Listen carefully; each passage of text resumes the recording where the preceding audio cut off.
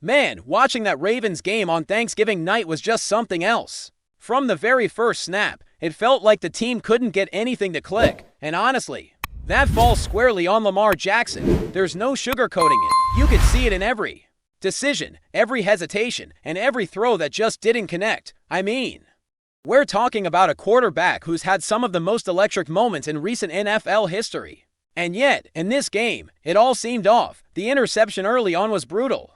And even when Isaiah likely got involved, it felt like the offense kept hitting these walls. You watch plays unfold and think, if this one pass had been placed a little higher, a little more precise, maybe Mark Andrews is in the end zone, but that's not how it went. And it's a harsh reminder that even the best quarterbacks can have nights where things just don't work out. Now, beyond Lamar's performance, the turnovers really dictated this game.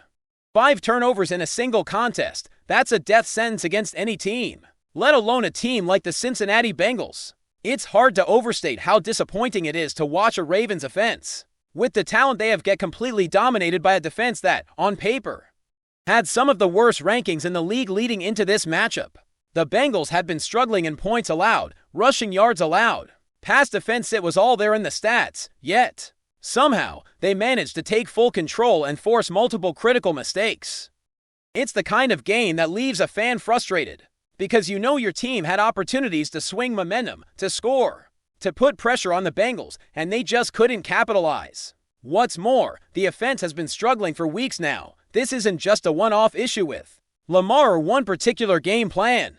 Look at the last 3 weeks, the Jets game, the Browns game, and now this Bengals contest. All of them showed flashes, but the consistency just isn't there. The Ravens have moments where the offense sparks late, but for the most part, the games feel like watching the unit sputter, incapable of putting together drives that can really swing the game. Even when the run game looked like it was working, or when big plays appeared on the field, it never seemed like they could sustain it. And as fans, it's excruciating to watch because you know what this team is capable of, and it feels like they're falling short in ways that are avoidable. Part of what makes this especially frustrating is seeing the reaction from Lamar. You can tell he's battling not just the defense, but also his own frustration. It's tough because he's one of the most talented players in the league. And when he has games like this, it's a stark contrast to the standard he's set throughout his career. The thing about Lamar, though, is that he has been nothing short of spectacular for the majority of his time in Baltimore. He's a 2-time MVP. He's made Pro Bowls. He's put up numbers and highlight reels that are jaw-dropping. And while this game wasn't up to that level, it doesn't erase what he's accomplished.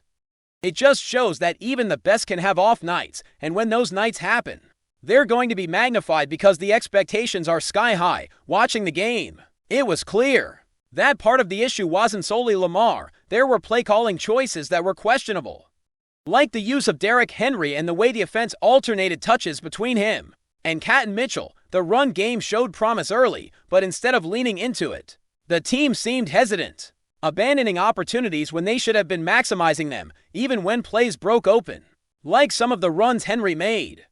It felt like the momentum was squandered by inconsistent play calling or decisions that didn't align with what was working, and when your offense struggles to sustain drives, that leads to time of possession disasters, which was exactly what happened. The Bengals controlled the clock for nearly 40 minutes, leaving the Ravens barely enough opportunities to make an impact. What's also striking is how this pattern of inconsistency isn't new. It's been a theme under John Harbaugh's tenure and within Lamar's era. The Ravens are a team capable of beating anyone, but too often, the team beats itself. Mistakes pile up, momentum slips away, and the talent on the field never gets the chance to shine as it should. This isn't just about one bad game, it's about a trend that's been surfacing frequently. And while credit is due to Harbaugh for acknowledging accountability after the game, it's clear that the team has structural and execution issues that need to be addressed. Adding to the complexity is the element of frustration that comes with losing games like this. Winning can cure a lot of problems. It smooths over mistakes, eases tensions, and builds confidence. But when you lose, every flaw becomes magnified, every missed opportunity stings harder, and every inconsistency becomes a headline. Lamar's performance, while below his own standard, needs to be viewed in context. He's been dealing with injuries. He's had to navigate an offensive line that isn't fully reliable, and yet he's still expected to operate at an elite level. It's a lot for any player to shoulder. And it showed in this contest. Even so, it's not all doom and gloom. Lamar still made some plays that reminded everyone why he's been considered one of the best quarterbacks in the league. There were scrambles, completions that showcased his unique talent, and moments where the potential for a big play was evident, but those flashes weren't enough to overcome the overarching issues. The Ravens had chances to get back in this game, and they didn't capitalize. The offense had momentum in pockets, but it was never sustained long enough to make a real difference. Looking ahead, there's a lot to unpack in terms of what adjustments need to be made, from coaching decisions to play calling to how the team manages personnel. There are multiple layers to address, and for Lamar, it's about finding consistency and rebuilding trust with the offensive line while navigating the lingering effects of injury. There's no question he remains one of the league's most dynamic players, but even stars have nights where everything feels off. The key will be how the team responds moving forward, both in terms of strategy and execution. Shannon Sharpe's commentary really highlighted this point, emphasizing that while Lamar's talent is undeniable, the Ravens' game plan and execution last night left a lot to be desired. He questioned the alignment of plays, the timing of player usage, and the overall strategy against the Bengals' defense, which, while strong on the night, shouldn't have been able to dominate the Ravens to this extent. This brings the conversation full circle. It's not about placing all blame on one player or one coach. It's about the interplay of decisions, execution, and accountability across the team. The Ravens have the talent, they have the playmakers, and they have a quarterback capable of extraordinary performances. But when things go wrong, they go wrong fast, and that was on full display against Cincinnati. As we dig deeper into this Ravens performance, you can't help but notice how much the mental aspect of the game weighed on them. It wasn't just the physical execution, though that was certainly lacking at times. It was the hesitation, the second-guessing, the frustration boiling over that seemed to affect every decision on the field. Watching Lamar Jackson, it was almost palpable. Every time the pocket collapsed, every time a throw was off, you could see the disappointment and the urgency building. That urgency, when it's not tempered by a plan and trust in your teammates, becomes a liability. You saw that all night. He was trying to force plays, looking for opportunities that just weren't there. And when you combine that with a defense that was actually disciplined and opportunistic, the result was a night that will haunt fans for a while. The Ravens' offense has long been defined by adaptability and dynamism, the kind of unit that can pivot and make defenses adjust on the fly. But on Thursday, that adaptability felt absent. The rhythm never came. The timing was off. Even when the running game seemed to find holes, the handoffs weren't always there at the right time, or the momentum was lost by a misread in the passing game. You could see it in plays that should have been simple. A route run well, a defensive back caught out of position, and yet the ball either never arrived or arrived late, missing the window entirely. For a team that prides itself on efficiency and execution, watching these breakdowns compounded over every drive was a tough pill to swallow. And let's talk about the offensive line for a moment. This unit has been a point of concern for the Ravens for a while, and this game highlighted why. There were times when Lamar had a clean pocket, but it was fleeting. More often than not, he was forced to move, scramble, or make throws under pressure that simply weren't there. The coordination, timing, and trust between quarterback and line have to be near flawless for Lamar to operate at the level we've all come to expect, and when it's not, the flaws get magnified. This game, in particular, felt like a microcosm of that ongoing struggle. You can't underestimate how much a shaky line affects decision-making and confidence. Even the best quarterback in the league is only as effective as the space and protection he's given. Then there's the coaching perspective, which adds another layer to dissect. John Harbaugh and Todd Monken were in the spotlight after this game, and for good reason. There were decisions in play calling that didn't make sense, sequences that disrupted momentum, and an overall game plan that left too many questions unanswered. The use of Derrick Henry, in particular, was baffling. When you have a back who's capable of breaking long runs and controlling the tempo, limiting his touches during moments when the running game is functioning is puzzling. And it wasn't just Henry. How Catton Mitchell was used, the timing of certain personnel packages, and the hesitation to lean into what was working all contributed to the inconsistent rhythm. These decisions aren't just minor missteps in a game of inches and timing. They can be the difference between a sustained drive and a turnover, between a touchdown and a field goal, between winning and losing. Shannon Sharpe's breakdown of the game plan highlighted exactly this point. He emphasized that while Cincinnati played an excellent game defensively, there were clear misalignments in strategy. Zero blitzes were handled in ways that should have been predictable and manageable. Yet the Ravens struggled to adjust in real time. Routes were called that didn't make sense given the defensive alignment, and the players seemed unsure whether to follow the plan or improvise. That uncertainty compounds the stress on the quarterback and the entire offensive unit. Football at this level is as much mental as it is physical, and when that mental clarity is missing, the results are going to be chaotic. At the same time, it's critical to contextualize Lamar's performance within his career trajectory. No one can dispute the level of talent, vision, and athleticism he brings to the field every week. But this game, and the past few weeks leading up to it, show that even elite players are affected by physical limitations, injuries, and the cumulative wear of a long season. Lamar's health is a factor.